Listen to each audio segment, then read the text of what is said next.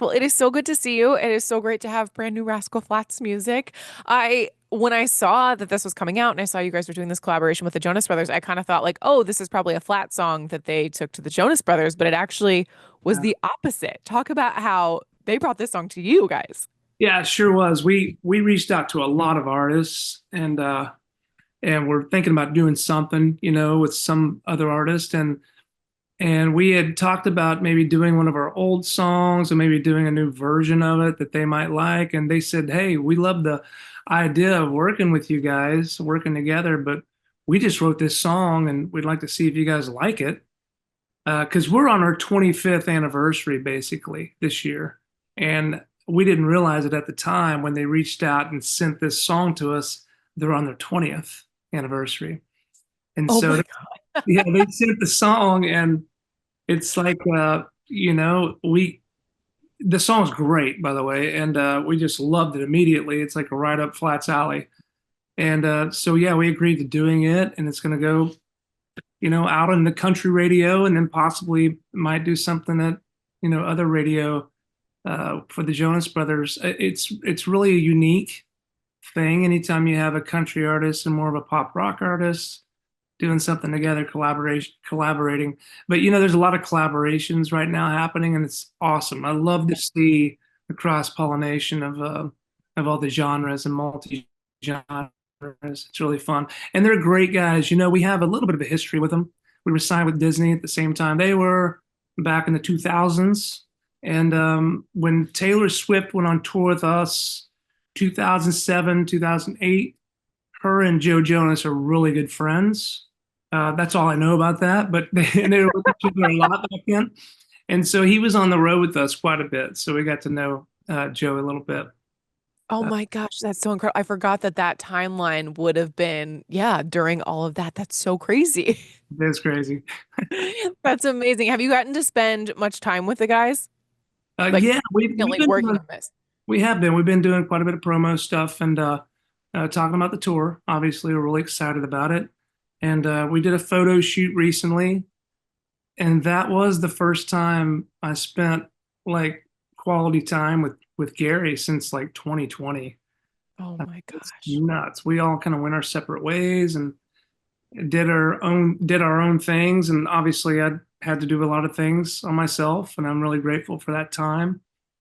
So it was time well spent, to be honest, to rejuvenate, to spend time with my kids, refocus Yeah, of my course. attention as a father, and I'm super thankful for that time. And my connection with my kids has never been better. It's just so That's phenomenal. amazing. I'm so happy to hear that. And that's what's so important. And now you guys get to come back and step into this tour, which I'm sure you are so excited about that's kicking off in a few weeks. Yeah, absolutely. I mean, the Life's a Highway tour. It's we've needed to do this for a while, to be honest, and here we are, almost 6 years since we really had a tour.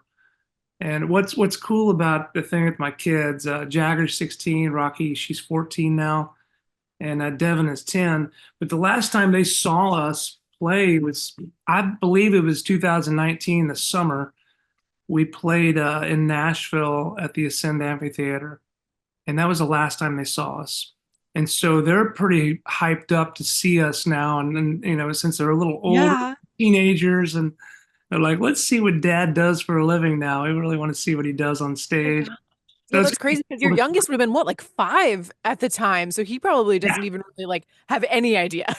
right. So it's so cool to be able to give this to him. It's really neat. Oh, Joe, that's going to be so special and so much fun. What songs would you say? Because I mean, it's been, like you said, it's been forever. Like, what songs are you most looking forward to, like, getting back on stage and playing that you've really missed? Oh, there's a bunch. And I'm not bragging. I'm just saying we've been blessed, and there's a bunch to pick from. We've been around for a while. But I got to tell you, like being a father now and seeing the kids grow up, my son Jagger's like driving now, which is so crazy. And he's way into music now. He's playing guitar, bass, drums, and just he's a muso. I mean, I love it.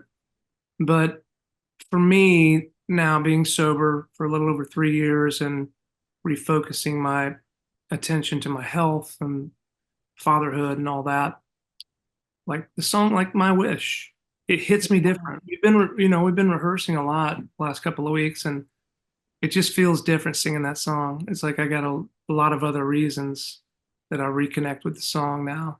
And that's crazy because like when we recorded some of this music back in the day, it was before, before Jay and I had kids. I think Gary already had at least one. And we sing those songs a little differently. And now having kids, Jay and I have talked about this. Now having kids, like a lot of our songs have changed the meaning for us, performing the songs. And it's so wild because I think the fans for years felt that. They already had kids, had families and all that, and they loved the song like My Wish for a reason. And for us now, it's just we're finally where the fans are at, I think, with our music, which is very Yeah. interesting dichotomy. But Life is a Highway is always a banger, and Summer Nights is so good. Uh, The up tempo stuff is always a lot of fun to jam out on guitar too, for sure. But those power ballads are magnificent, and I can't wait to hear Gary sing again. It's been a while. I know, right? Well, when I originally saw that I Dare You was written by also the Jonas Brothers and Shay Mooney, I was Yes, like, "Oh, this is so perfect for Rascal Flatts," because if Shay was writing even with like an inkling that it could be a Dan and Shay song, like it's still like you just know Gary's going to sing the hell out of it. absolutely, and he sure does. And thank you for saying that. I'll tell him you said that. He'll see He that. knows. But that's the cool thing is like where the Jonas Brothers are at musically, they're able to kind of like broaden and they can kind of fit into that, country pop space. Hmm. And obviously, Dan and Shay have that. We have that. And that song would have worked for any of us, the three of us Yeah. are. I totally agree with you. I was listening to it again like a few times through this morning, and it's one of those songs to me that feels like it could have come from almost any point in the Flats catalog. Like I was like, this feels like a song I've always known, even though it's new. You know what I mean? Like it's got this familiarness to it. And I think that that is always, it's such a hard thing for artists to capture. And I just feel like what a beautiful culmination of this coming from those guys and finding its way to you. Like I just think it's the perfect song for you guys to come like for the first new Flats music that we're hearing. Well, that's exactly how we felt when we just heard the demo. The demo was fabulous. And, the Jonas Brothers sang on the demo, and we actually used their demo vocals for the album, for the version you're going to, not the album, but the version you're going to hear of the single, because it was just that good. And what was also like such a great bright spot in this whole thing is getting to work with Dan Huff again, a producer we had a lot of success with back in the mid 2000s to 2013 or 14, and to get to jump back in the seat with him and play guitar, and like he's one of my dearest friends in this world and such a unbelievable human being. If there was like a book on how to live your life in the music business, Dan Huff he's figured it out. I mean, he's an incredible human being, great father, his grandfather now, which is nuts, and an amazing husband, and just a great friend and an ungodly musician.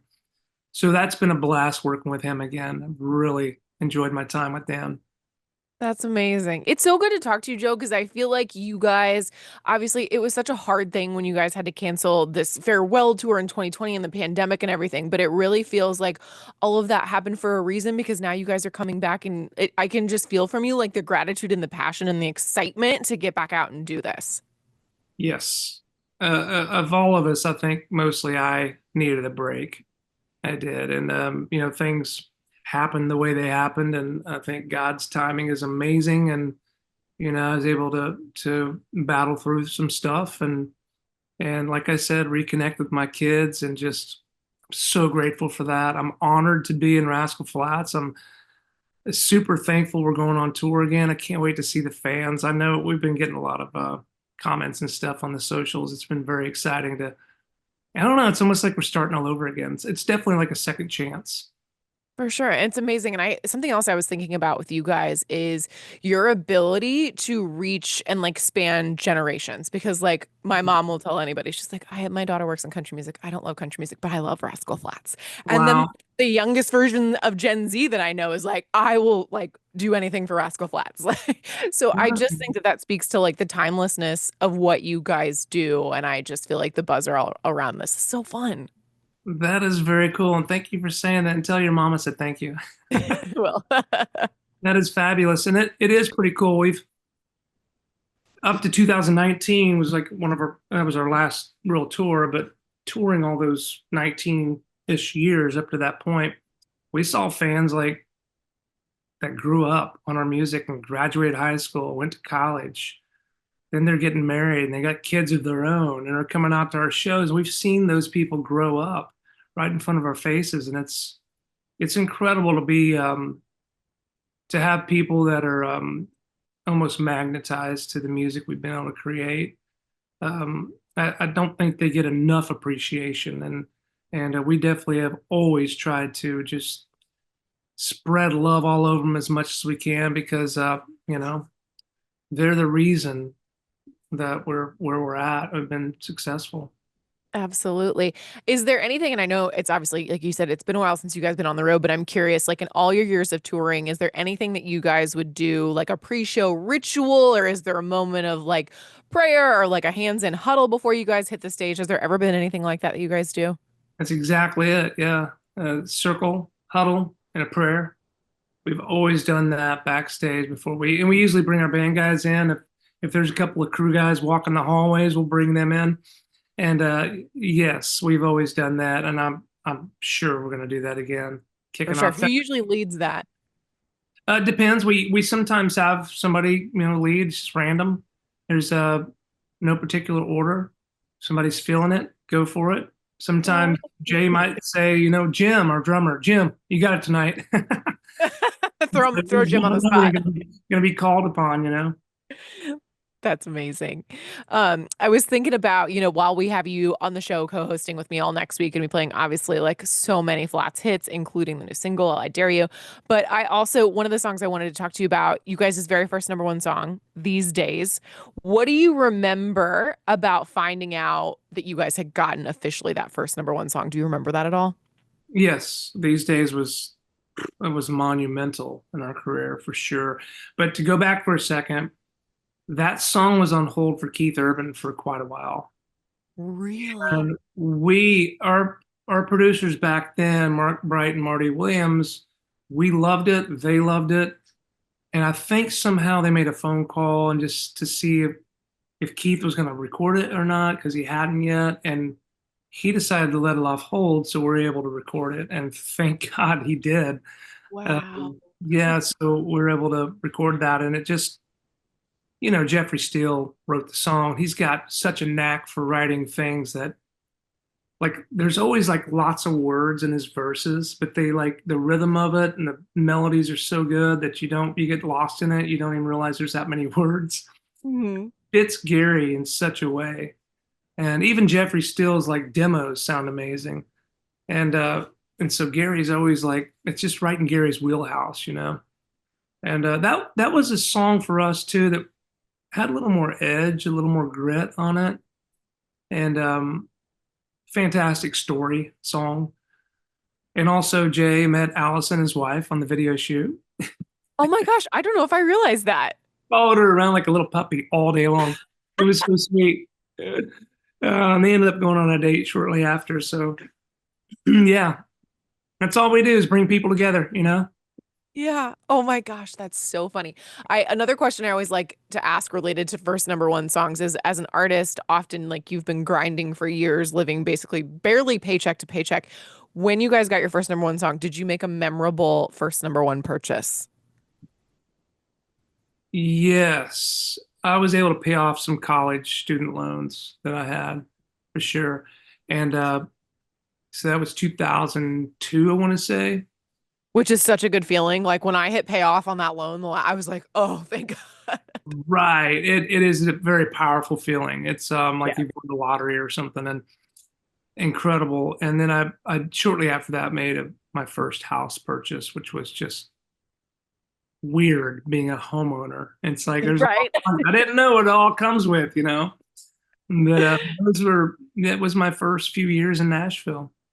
Wow, that's amazing. And then obviously, I Dare You is our first look at what you guys have been working on. I know some details of this. I don't know how much you can say at this moment, but just talk a little bit about what you're excited about for this project. Well, I'm not supposed to say much, but I can say this. There are an amazing roster of artists that we have coming in and singing with us. And I can't tell you the song or songs or who's on it, but let me tell you, it is a heavy hitter project, and we are so fortunate. When you see this list of people, I mean, you think Jonas Brothers, I mean, they're world freaking wide. So you think that level, all these artists are like that, and it's fascinating to even know that they'd want to do it, one, but two, their thoughts and their feelings on our music. It's so Wow.